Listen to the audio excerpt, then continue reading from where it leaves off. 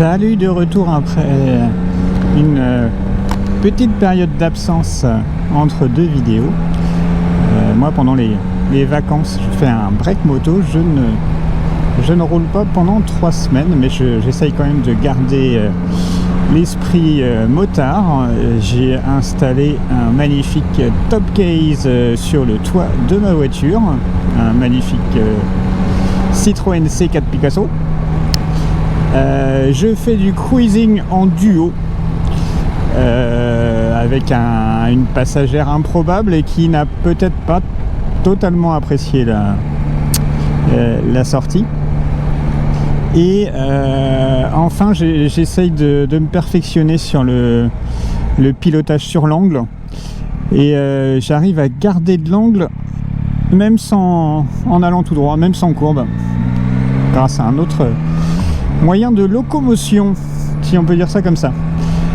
Pendant mes vacances, la petite nouvelle pour ma moto, c'est l'arrivée de la platine de mon top case.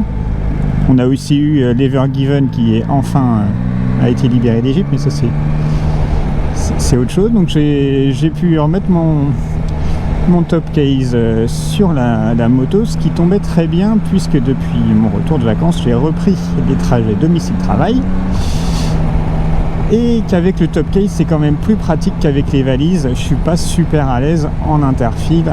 Avec les valises, je préfère le top case interfile, qui en plus est devenu légal en expérimentation dans mon département. Je roule dans le 44.1. Et la reprise des trajets domicile-travail m'a aussi refait prendre conscience qu'effectivement le moteur et le pot d'échappement sont plus bruyants que la Tracer 900, et je me suis fait surprendre une fois lors d'un trajet de retour de boulot tranquille, limite je pensais un peu à autre chose, de me faire la remarque que le moteur était un petit peu bruyant, pot d'échappement. Et effectivement, autant ça décuple le plaisir quand on fait une sortie sportive, autant en mode trajet domicile-travail, ça peut devenir un peu envahissant, mais bien de grave, rien de grave. Oui, la liste est tellement longue des trucs que j'ai à vous dire que j'ai préparé une checklist parce que j'ai une mémoire de poisson rouge. Non, en fait, quand même, la nouvelle la plus importante de cette période, c'est que j'arrive à 1587 km, soit 13 km de la délivrance, pour rouler enfin normalement. Normalement étant le terme officiel utilisé par Yamaha dans le guide de l'utilisateur, pour préciser qu'à la fin de la période du rodage, on peut rouler normalement. C'est-à-dire essayer de découvrir ce qu'il se passe après 6600 tours, qui est la limite préconisée du rodage, que j'ai plutôt vachement bien respecté. Hop là. Un petit point vite fait sur la communauté Tracer. C'est vraiment une moto sympa et qui fédère de plus en plus de petites communautés de zones d'échange.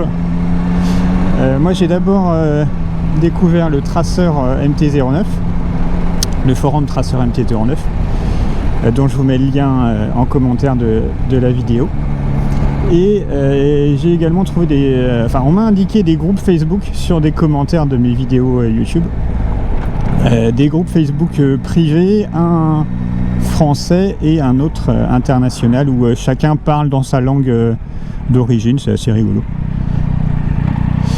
Donc si vous voulez changer des infos, n'hésitez pas. Sinon, concernant les news, les teasers de la chaîne Quad 9 Tracer, très prochainement un sondage auprès des propriétaires de Tracer 9. Jusqu'à présent, ma chaîne YouTube me permettait de partager mes propres retours d'expérience sur cette moto, et l'idée là, c'est d'utiliser cette chaîne pour aussi relayer le retour d'expérience d'autres propriétaires de Tracer 900. Tout ça dans l'idée de pouvoir aider notamment ceux qui ne sont pas encore décidés à voir ce qu'ils voudraient faire comme prochain achat. Également, je vais peut-être me lancer dans un petit comparatif des tableaux de bord, celui de la Tracer 9 versus ceux de la concurrence, parce que le tableau de bord de la Tracer 9 est quand même assez décrié, et l'idée serait de faire un petit point sur les grandes dalles proposées par la concurrence. Qu'est-ce que ça amène de plus? Et je vais essayer, mais là je suis en discussion avec les concessionnaires, d'essayer une F900 XR BMW et une Triumph 900 GT, qui sont vraisemblablement les alternatives les plus citées par rapport à la Tracer 9 GT. Voilà pour la petite moyenne intro. La suite tout de suite.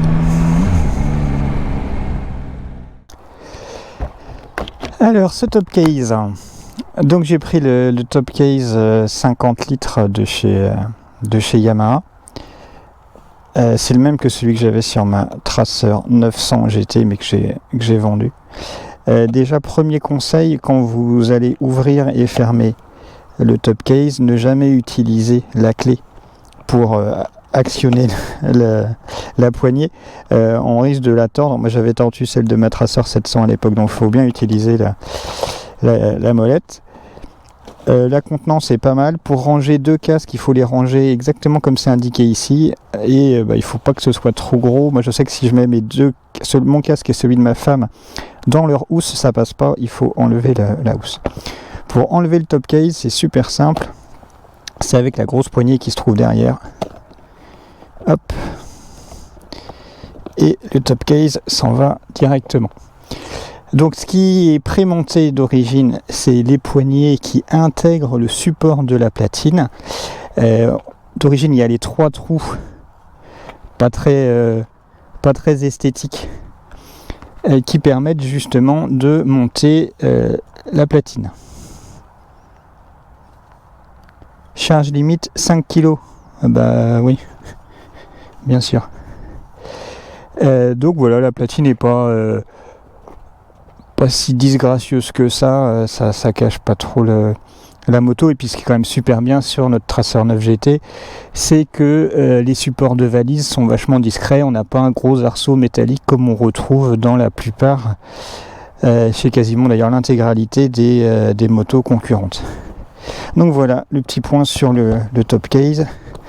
Hop, et en bonus, j'ai pris pour le confort de la passagère le dosseret, et j'ai également commandé les rappels de couleur de la teinte Redline de la Tracer 9. Ils ont été référencés récemment pour affiner, améliorer encore le look de la moto. Et maintenant, allons voir ce qui se passe au-dessus de 7000 tours minute. J'ai enfin réussi à comprendre ce qui se cachait derrière Display Setting Taco Color. Taco Color, dans la doc, ils disent que donc ça permet d'activer le mode couleur du compte-tour, mais ça fait un effet qui semble l'inverse de ce qu'on s'attend. Je vous explique tout de suite.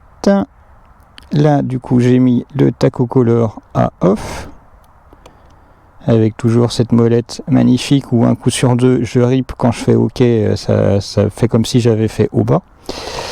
Donc pour ce faire, démarrons le moteur. Donc, Taco Color à off. Mon contour, il est vert. Alors, classiquement, on oppose noir et blanc et couleur. Chez Yamaha, Taco Color à vert, à off, pardon, ça vous fait un contour vert. Et quand vous le mettez encore à ripper, Taco Color à on, et là, magnifique. Attention, le contour, il est blanc. Alors, à moins qu'il soit daltonien, couleur activée, ça met blanc, et quand on désactive, c'est vert, ça paraît bizarre. Mais j'ai quand même compris. Taco Color off, Le contour il sera vert tout le temps, il ne change pas de couleur. Tacocolor on, ça change de couleur suivant le régime moteur. Et ça, je l'ai vu sur des vidéos de gars qui font du 250 compteurs sur leur traceur neuf et qui ont le contour qui apparaît en orange. Et là, on regarde. Ah oui, tiens. Quand je passe les 5000, autour de 6000 tours, ça passe au vert. Et après, ça finit par passer à l'orange. Donc voilà pour l'explication de texte du Tacocolor. Alors pour mettre en condition de test, je vais repasser les suspensions en mode sport, en mode A1. Il faut couper les gaz. Le traction control, je vais le laisser en niveau 2. Et je vais passer le D-mode en niveau 1, mode full patate.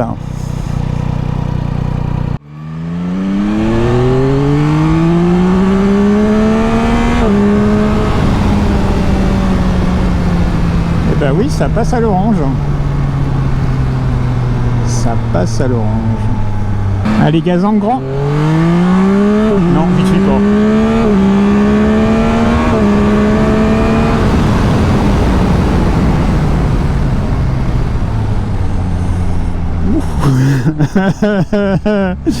Oui, alors quand j'ai dit gaz en grand en première, ben, j'étais loin d'y être. Hein. Et ouais, ça a été une belle expérience. La vache.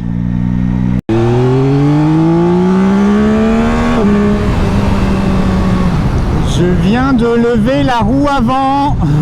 Ah, ah. D'accord. Eh ben, heureusement que j'avais le traction control à 2. Parce que j'ai bien senti que j'avais levé la roue avant.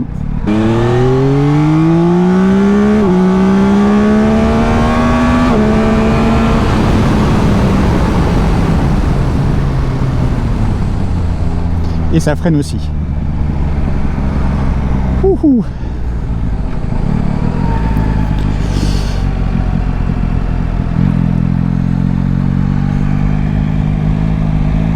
Et dire que c'est avec cette même moto que je vais au boulot dans les bouchons sous la pluie, c'est assez impressionnant.